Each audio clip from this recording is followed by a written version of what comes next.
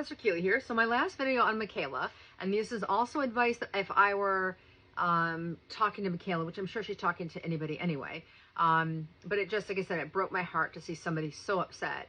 And the advice I'd give her is, you know, it's not necessarily sometimes about you being aesthetically pleasing. It's, again, knowing your angle. So if you're going to look for your angle, there's a couple different types of angles that you should think about. And I always tell people to do two things. One, take photos of yourself from all the various angles. Go and figure out what you personally like. But then also find people that you trust to give you an honest opinion and have them look at it, and or find a professional who can look at it and give you their opinion. Because again, what you may think is good, looks good, may not aesthetically look good to somebody else. So you kind of want to do a little market research. You know, this is I teach marketing, and that's what market research is going out and asking other people their opinion, and then starting to condense all that information into what looks good. So let's go through the look. So again, take a picture from you head on. The other thing to consider is your light source. So this is what's called pancake lighting. Pancake lighting is the most forgiving lighting, because if you're talking about putting your light source to the side, then if you have acne, that's going to show up because it creates a little shadow around the acne. The same thing for wrinkles. So the most forgiving light is going to be head-on light, where it flattens out everything.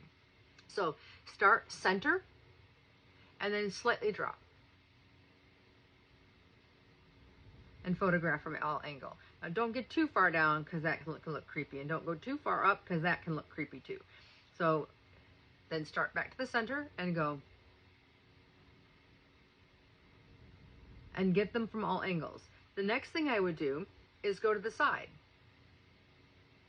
and photograph. Watch your eye here, because you don't want that to go like weird, because people can see half your eye, half you're not. So again, keeping your face level, and then go back the other way.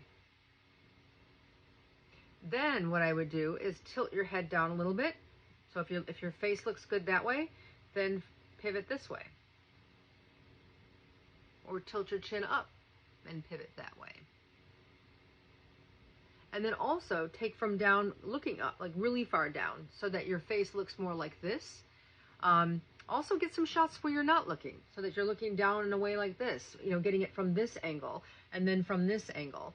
The other one is the over the shoulder shot, where you really spin yourself around, but make sure you square your shoulders. And they always tell you to hang on to something and pull yourself around like this, so that your shoulders are always square, and then test it that way. See how you look.